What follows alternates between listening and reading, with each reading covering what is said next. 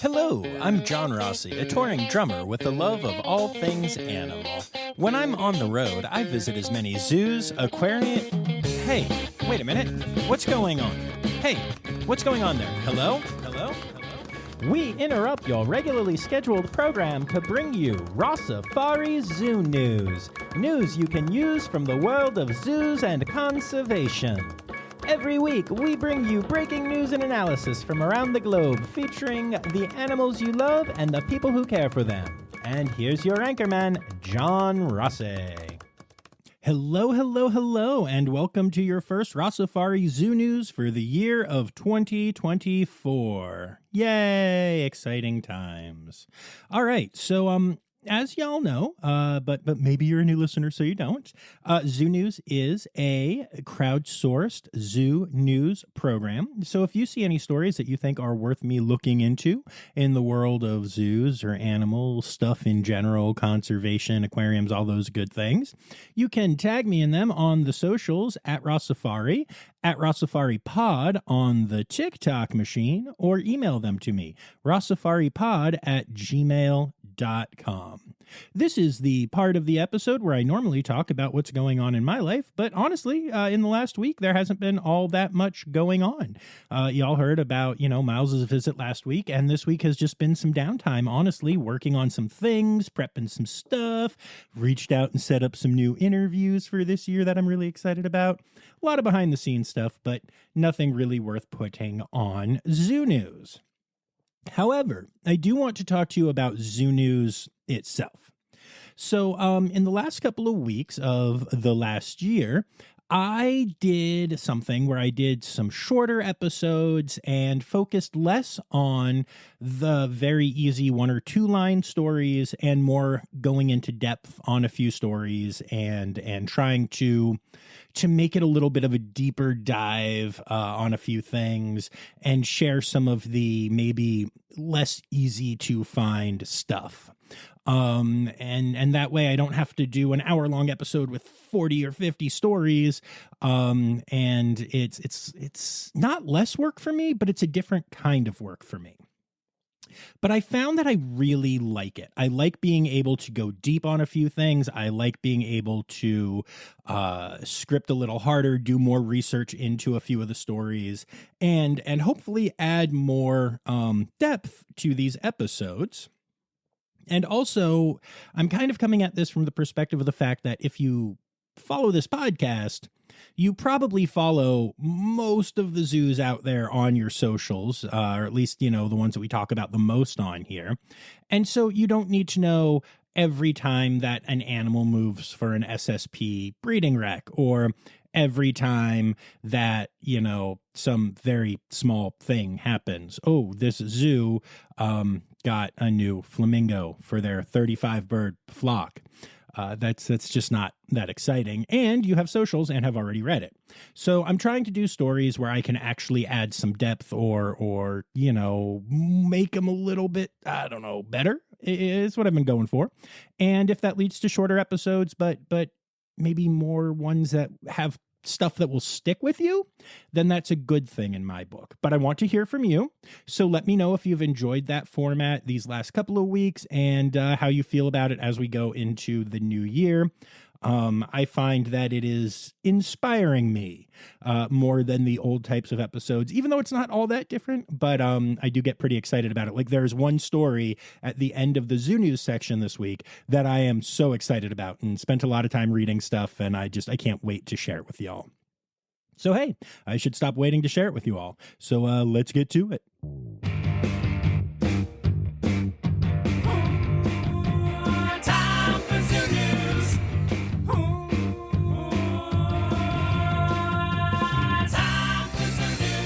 All right, so we're going to start off with our births this week, and we're going to start off with the Toronto Zoo, which has announced the birth of a white rhino calf. This is the first white rhinelet born to Mother Sabi, and both mom and calf are currently doing well, though they are doing so off exhibit for now. They will obviously be on exhibit down the road, but for right now, they're getting some mommy and baby bonding time. But yeah, pretty exciting stuff, and congrats to the Toronto Zoo.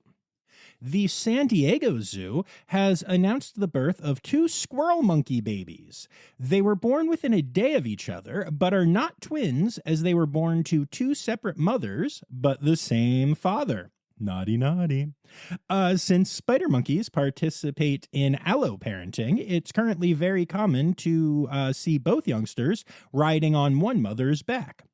Alloparenting is a fancy term used to describe any parental care provided to a young individual that is not its own direct offspring, which are often referred to when talking about alloparenting as non-descendant young. It seems like this is just one big happy monkey family. And hey, keep that term alloparenting in your mind because we're going to come back to it. We're going to come back to it. And that's not just an animal thing, by the way. If you are in a family where like grandparents help raise the kids or anything like that, you are participating in alloparenting. So now you know. All right. The next birth comes from the Honolulu Zoo, which has announced the hatching of a turaco chick, or a turaclet. The baby was born in the African aviary at the zoo, which is currently closed to the public to accommodate the early life of the bird. Now, the turaclet is currently learning to fly, and when it is deemed a safe flyer, the aviary will reopen to the public, and you'll be able to go and see this little baby bird. For those of you who don't know and can't tell from my voice right now, turacos are one of my favorite types of birds, and I am just really excited about this one. If y'all remember Sam Evans, who regularly contributes to Zoo News and was the keeper I spoke to at the Honolulu Zoo many moons ago on the podcast, she's always trying to get me to come to Hawaii and come to the Honolulu Zoo. And I have to admit, I've never been more tempted than I am right now because I really love turacos. The San Antonio Zoo has announced the birth of the first ever baby babirusa born at the zoo. The little boblet, this is another let that I really like, was born to Mother Sula and Father Creature, which I think is just an excellent name for a babirusa, since they do kind of look like the house elves in the Harry Potter series. So congrats to Sula and to Creature and to the whole team at the zoo. And speaking of a babirusa, another boblet, I really do like that a lot, has been born, this time at Zoo Miami. And just like in the last story, it is also the first time that a babirusa has been born at this facility. The parents are both 4 years old, almost 5, and the baby is doing well. Baby and mother are currently in a secluded holding area, but will eventually be visible on exhibit. Congrats to the team at Zoo Miami. And sticking with our themes of babies born at multiple zoos, 2 Sumatran tiger cubs have been born at the Auckland Zoo in Australia, and a single Sumatran tiger cub has been born at Biopic Roma in Italy. All 3 are currently doing well and are being raised by their mothers without the need for human intervention so far, which is something that isn't always the case with Sumatran tiglets. So really exciting news about some international births of Sumatran tigers. And of course, now that we've done our births, we have to move on to our deaths. And this first one, y'all, it hurts. It really does. This is terrible. The Oklahoma City Zoo and Botanical Gardens has announced the passing of Kieran, the juvenile male red panda cub birthed last year. Kieran was experiencing inflammation of his gastrointestinal tract and unfortunately passed away from the issues on Christmas Day. For those of you who are nerds like me and follow these things, Kieran was the offspring of Kiana and Benjamin, who was born at the Philadelphia Zoo and later moved to the Cape May County Zoo. I actually got to know Benjamin there, and it was pretty cool. And to be clear, I realize I say that and I sound like I'm sad for Benjamin, and I'm sad about this death, but Red Panda parents by this point in time, it's not a thing, especially for the father. He's fine. Yeah, but the loss was very unexpected, and I am just so devastated for all the keepers there. So sending all of my love and condolences to the team at the Oklahoma City Zoo. The Denver Zoo has announced the passing of Kali, a 14-year-old okapi. Kali grew ill unexpectedly, and the veterinary team did a thorough examination under anesthesia to try to understand the issues that Kali was facing, but unfortunately, she was not able to make it. They weren't able to figure out what was going on, and she did pass away. A necropsy is being done to understand exactly what happened to this beautiful okapi, but in the meantime, sending love to the team at the Denver Zoo. And last but not least in this section, the Dallas Zoo has announced the passing of 15-year-old giraffe Pharrell. He apparently fell unexpectedly while in the giraffe barn. The fall injured his jaw in such a way that it couldn't be surgically repaired, and the issue would have led to a tongue amputation and other complications in the future. Given that giraffes can't really have a quality of life without a tongue, and that other complications would have led to additional issues for the guy, the difficult decision was made to humanely euthanize Pharrell. Now, this is really sad, obviously, but it's actually something that I've learned a little bit more about recently in some private conversations and zoo visits pertaining to giraffes in general. So, for as amazing as giraffes are, it turns out they are really, really fragile. And as such, a single fall can mean death for a giraffe, and that's true whether in human care or in the wild. When it comes to designing giraffe barns and other areas where they live in human care, a lot of steps are taken to limit the chances they have to trip and fall. But sometimes these things are unavoidable. I have to tell you, some of the stuff that is used for veterinary care while trying to take care of the giraffe in question is really amazing to see up close. And a lot of steps have to be taken down, if you're going to do a knockdown of a giraffe to make sure that it doesn't fall down and hurt itself. They really are fragile. A lot more thought goes into giraffe care than you might think with how prevalent they are in zoos.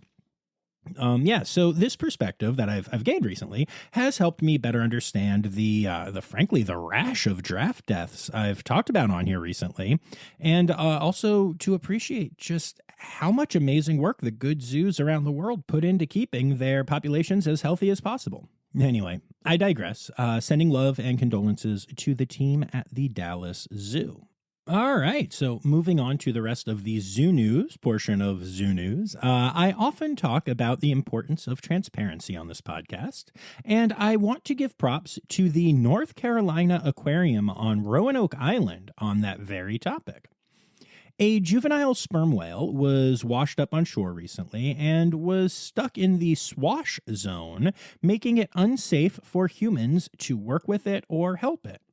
The aquarium started talking about it right away, including encouraging people to stay out of the water and explaining what was going on kind of in real time. They then did another update explaining that the health of the whale was declining and that with rehabilitation being impossible, the best thing the team could do for the animal was humane euthanasia. They also committed to doing a necropsy and informed their followers that they would release the information for the necropsy once it was completed and all of the data was compiled. I enjoyed watching this because it wasn't just transparency, but it was transparency about something they were helping with, but that didn't happen at the aquarium or anything. This was a whale that they could have mentioned nothing about to the public.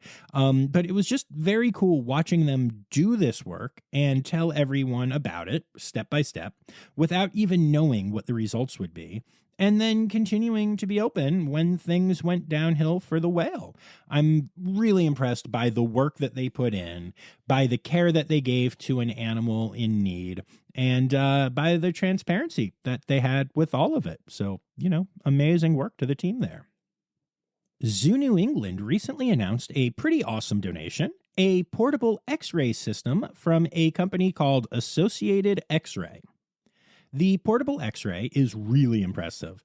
It's literally a handheld device that allows vets and techs to get high-quality radiographic images regardless of body size or shape of the animal. Also, with Zoo New England having two facilities, Stone Zoo and Franklin Park Zoo, this device is small enough to travel between the two. So all of the animals in Zoo New England's care get to benefit from this. It's very cool to see how this donation is making a huge impact on the healthcare of the animals at two amazing facilities.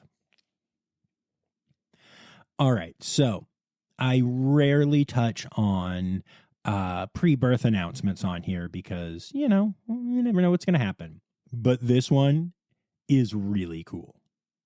Sedgwick County Zoo has announced that they are currently expecting 4 baby elephants, thanks to, well, frankly, a bunch of pregnant pachyderms. 4 babies. That is the most that I have ever seen announced being expected at the same time. Before that, I would say the highest number was 2. And this is, well, okay, it's hard to say exactly how much more it is, but 4 is definitely more than 2 by some amount. So anyway, all joking aside, I really hope that all goes well and that there are suddenly 4 baby elephants at Sedgwick County Zoo. How incredible is that?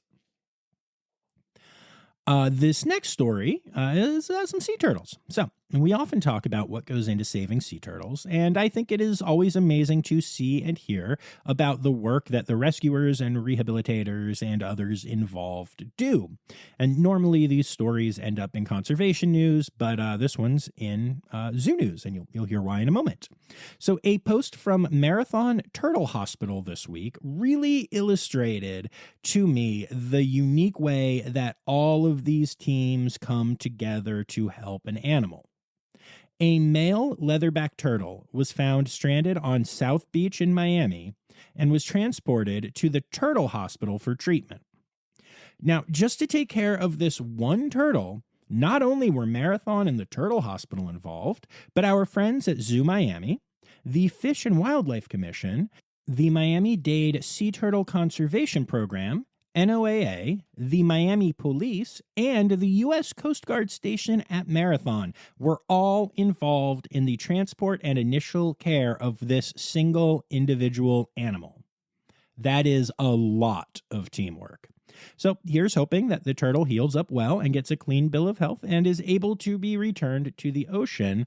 But what amazing work by Zoo Miami and all of those partners to save one stranded sea turtle. I love it so much. The San Diego Zoo participated in the Tournament of Roses parade again this year. Now, you may remember hearing from Dr. Lauren Howard during our EEHV episode about how a lot of people on the zoo team, including her, work on the float each year. Well, this year, the 2024 Sweepstakes Trophy was awarded to the San Diego Zoo. This award goes to the float that is considered the most beautiful entry encompassing float design, floral presentation, and entertainment.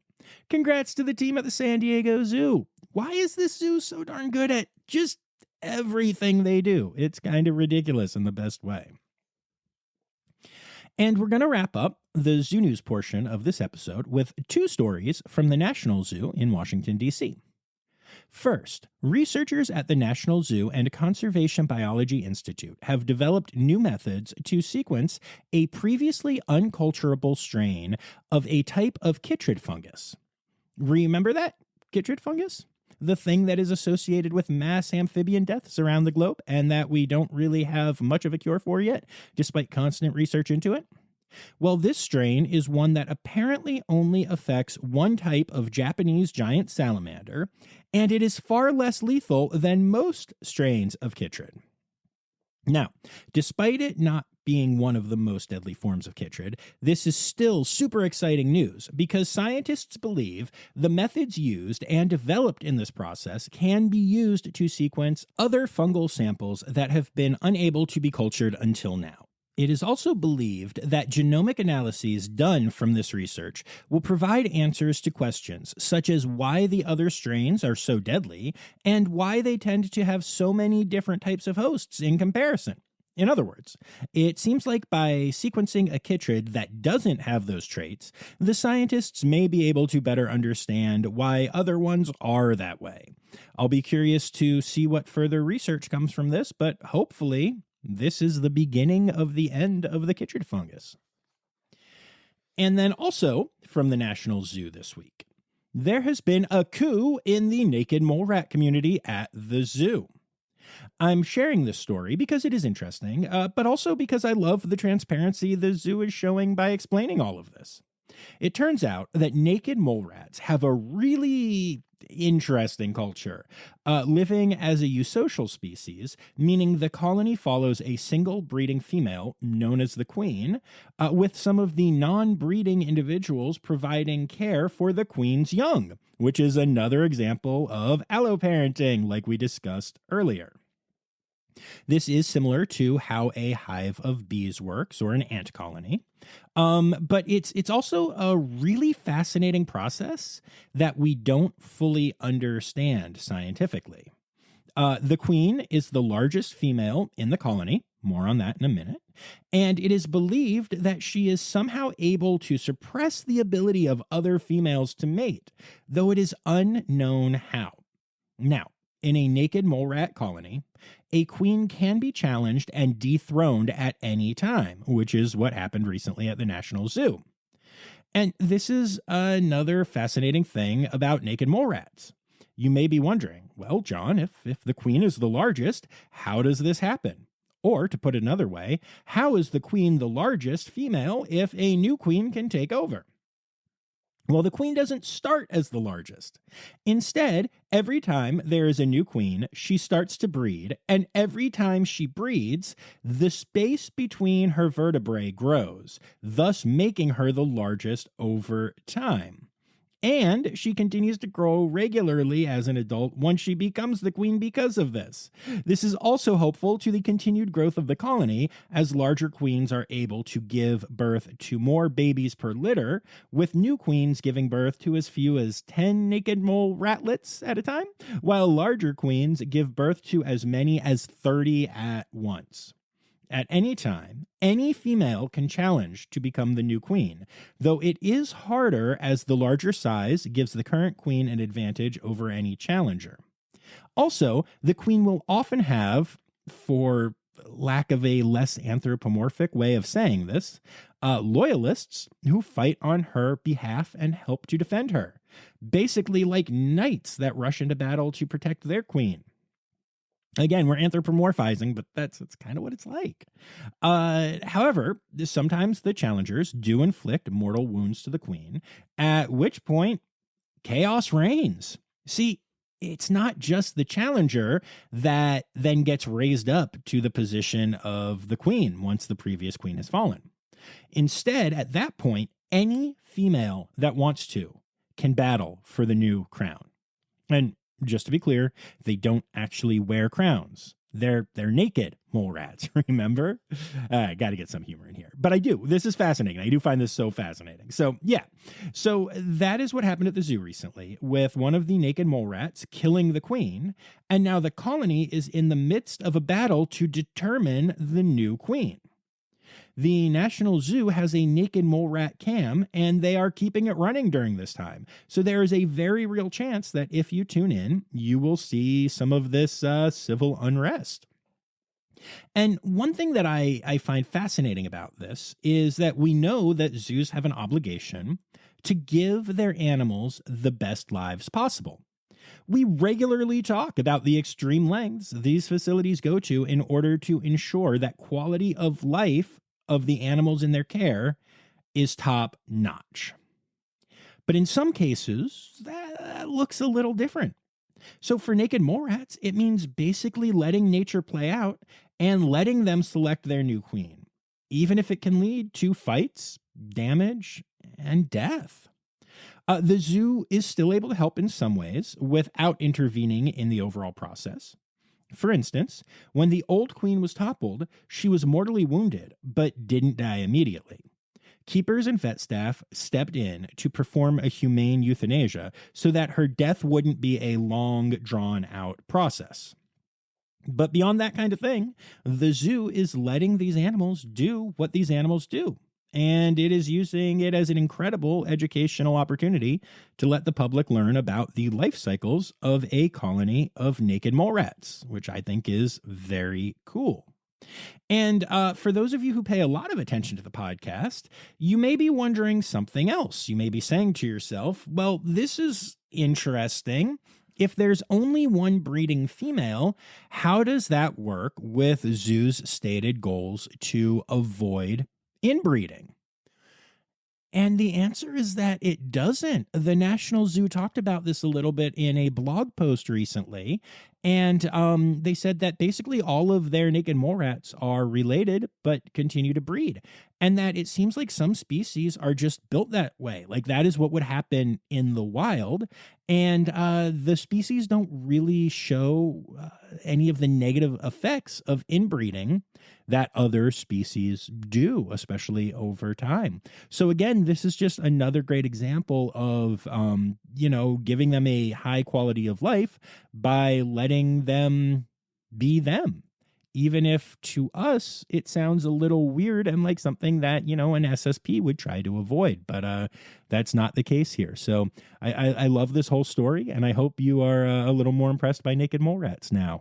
Conservation! Conservation! News time! Oh, yeah! The U.S. Fish and Wildlife Service has announced an update on the whooping crane population in the wild.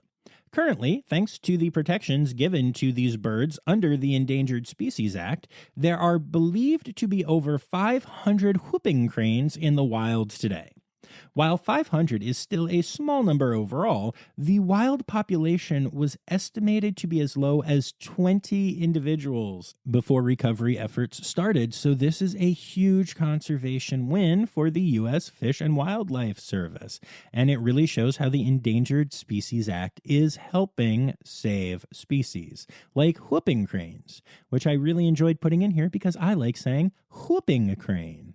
The states of Maine and Massachusetts have announced that they have received $27 million in public funding, specifically to help collect better data about North Atlantic right whales and to improve fishing gear to avoid harming these incredibly endangered animals. It is awesome to see the states taking steps to save this species and to hear that they were able to secure federal funding to do so. North Atlantic right whales, we talk about on here a lot. Their populations are really small. Literally every birth is celebrated and tracked. And yeah, so any step is just a huge deal right now. Congratulations are in order for Surya Bahatri, one of the forest guardians of Red Panda Network. Surya has been selected as a recipient of the Nepal CMS Vatavaran Green Ambassadors Award. This is an award that exists to recognize and encourage grassroots conservation initiatives. Now, this is a huge win and also serves as further proof that the community-based conservation initiatives of Red Panda Network are not only working, but are getting noticed both internationally and in Nepal, where they are taking place. So that is really exciting news. Congrats to Surya and to the entire team at Red Panda Network for this amazing win. And then last but not least, in conservation news this week, a distressed baby whale was recently discovered off Waikiki in Hawaii. Fortunately, there was a woman on the beach who knew exactly what to do. She bravely ran into the water, jumped onto the whale's back, and rode it, possibly hoping to get some good pictures or videos, just like everyone is supposed to. I hate people sometimes. But look, all joking tone aside, I am genuinely so sick of hearing stories like this. There is currently a movement underway to try to identify the woman from photographs that people have of her on the beach, not on the whale, thankfully, but the lack of decorum and the lack of empathy and the fact that so many people think they can do whatever they want and that animals are just things we can use for cool photos or videos or whatever is just so disgusting. And it does matter. Like, it's not just an annoying story. It actively goes against the conservation message that is so needed to save species, which is why I'm mentioning it in here. And as I say frequently on here, I know I'm preaching to the choir right now, but just remember that whenever we see people using wild animals for this kind of stuff, they really are having a negative effect on how people view non-human animals and their role in the world and how humanity should interact with them. And yeah, so you should get mad about that and talk about it and put it on your podcast and hope that your listeners care. Well, that's what I chose to do anyway. And that brings us to... It's time for other news. It's time for other news. Hey, now, right now, it's time. It's time for other news. Hey, it's a segue to the part called other news. All right, just one quick story in other news this week. But one of the most interesting things I've learned recently is that pinnipeds are pro-union. It's true. They have actually joined in a labor protest happening in Chile recently. So fishermen in Chile are currently protesting the government's repeal of an existing fishing law and also the non-payment of promised bonuses that the government, promised and then reneged on. So part of the protest involved the fishermen dumping their catches on the street, which led to sea lions coming onto the streets to eat the discarded fish. The best part of this is that there are photographs of these sea lions protesting. Okay, they were just eating right in front of police vehicles that were there to try to break up the protest. I knew I liked pinnipeds for a reason. Oh, animal holidays. Animal holidays. Hey! All right, and so we are going to continue with our slow ramp up into the animal holidays for the year. We're in January, obviously, which is a month without its own, animal month. Boo. And then Friday, January 5th, is National Bird Day.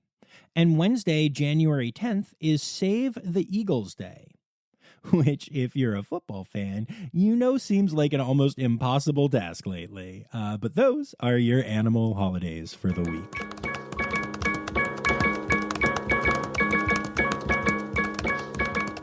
All right, so there you have it, folks. Another week of Rossifari Zoo News is in the books. And I would like to say thank you to all of my patrons, especially my Red Panda level patrons, Dr. Laura Schenk, Dr. Stephen Williamson, and Barbara Bennett. And I'd like to remind y'all that you can go to patreon.com/Rossifari to support the podcast for as little as $3 a month. I'd also like to thank everyone who contributed a story this week, including Anya Keene, Colleen Lenahan, Kim Cooley Croninger, Carrie Kirkpatrick, Kevin Williams, Jay Meredith, Dr. Laura Schenk, Sam Evans, Karen Musklow, Jay Dunkley, Emily Rockbuck, Kristen Khalil, Elizabeth Dunlevy, Ali Malensky, Kay Malensky. The Malenskys are back, y'all. They did the thing. The Malenskys. I know that so many of you have been just fuming all week about what happened last week, but it's okay. Everything's okay. And as a matter of fact, I want to wish the Malenskys a lovely trip as they are heading to Atlanta to see Zoo Atlanta and the Georgia Aquarium soon, which is a really couple amazing places to visit. Anyway, moving back to the list, Dr. Stephen Williamson, Michael Sebastian, and my new favorite name of anyone that I have ever had send Zoo News to the podcast, Carmelo Scuzzarella. I'm Italian. I get it. I love it. So thank you all for contributing so much. And yeah, I'm looking forward to dropping Tuesday's episode soon. But until then, remember, friends, the words newsy credits backwards are Styder Kiswen. The Rossifari podcast is produced, hosted, and engineered by John Rossi. Editing and fact-checking by John and Dr. Zoe Rossi. Our theme song is Sevens by Nathan Burke, performed by Nathan and John. Interrupting John theme and additional voices by Taylor Isaac Gray. You can reach John directly on Instagram and Facebook at Rossifari or by email at rossifaripod@gmail.com. Rossifari is part of the Daydreamer Media Network. Now, stop listening to me and go visit a zoo.